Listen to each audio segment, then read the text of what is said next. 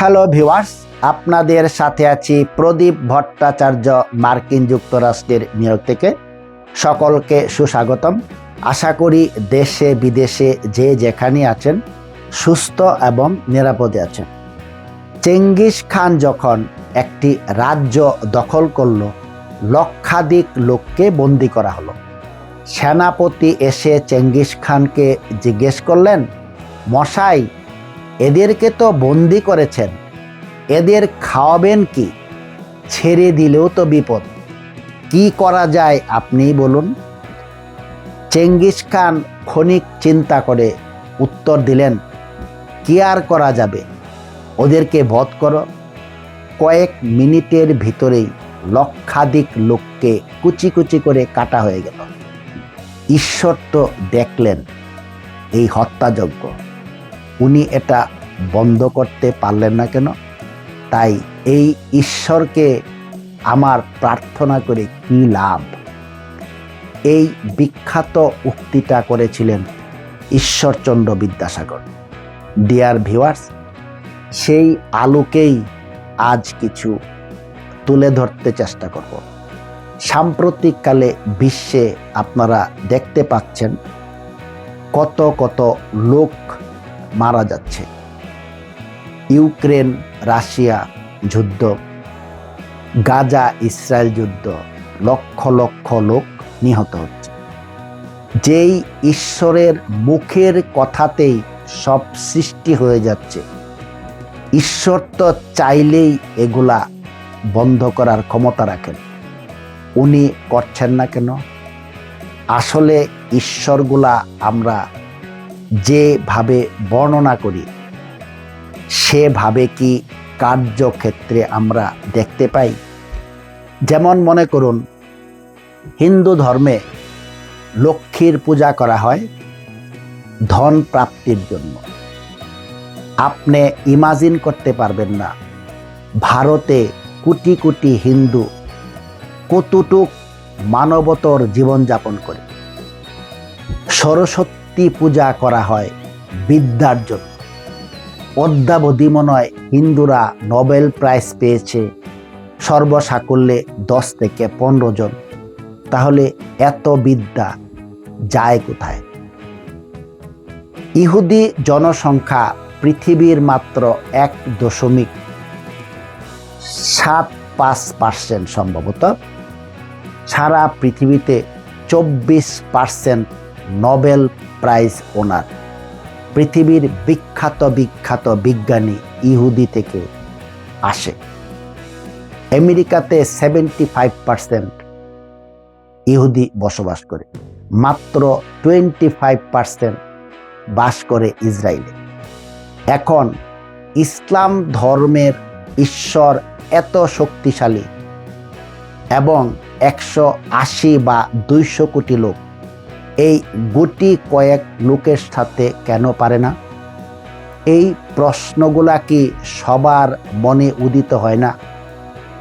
এক রাষ্ট্র যখন আরেক রাষ্ট্রে উপনিবেশ স্থাপন করে, অর্থাৎ কান্ট্রি দখল করে, লক্ষ লক্ষ লোককে হত্যা করে।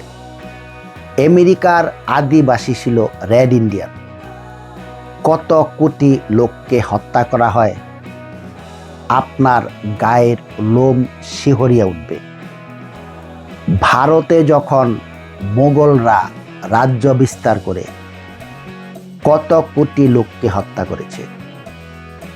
আজ এই সভ্য পৃথিবীতেও এই দৃশ্য দেখলে অবাক হয়ে ভাবতে হয়, আসলেই কি ঈশ্বর বিদ্যমান?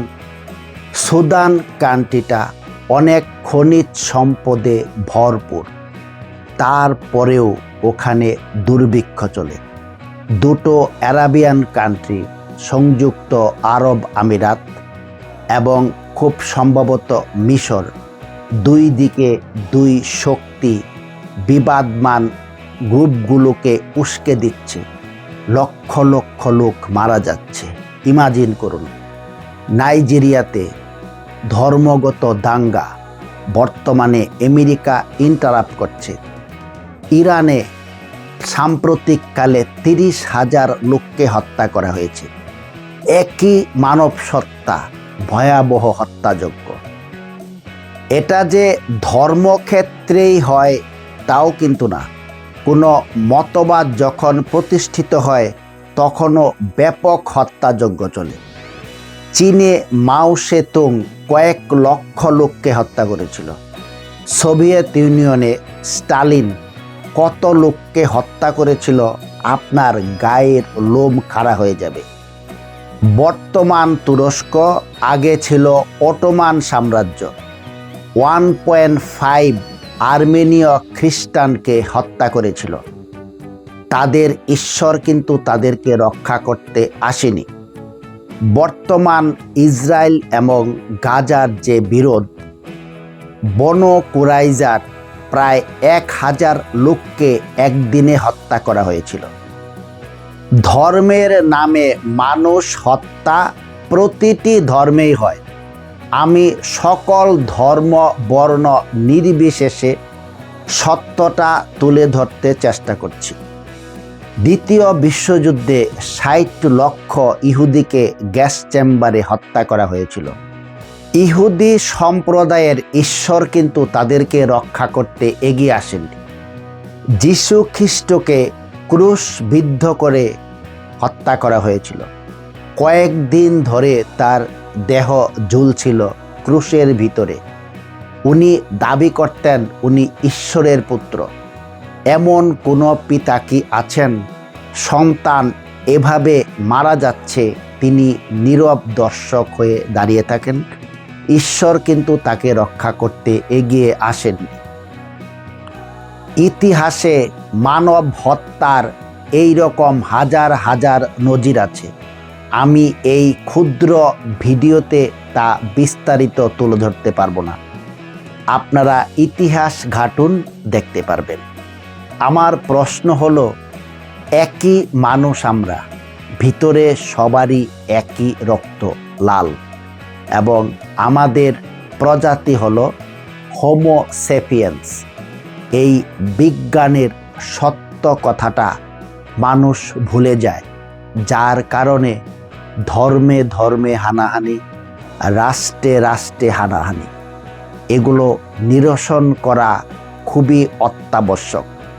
পৃথিবীতে ডাইনোসর বিলুপ্ত হয়ে গিয়েছিল মাত্র দুটো কারণে: অগ্ন্যুৎপাত এবং নিজেদের ভিতর ভয়ঙ্কর মারামারি।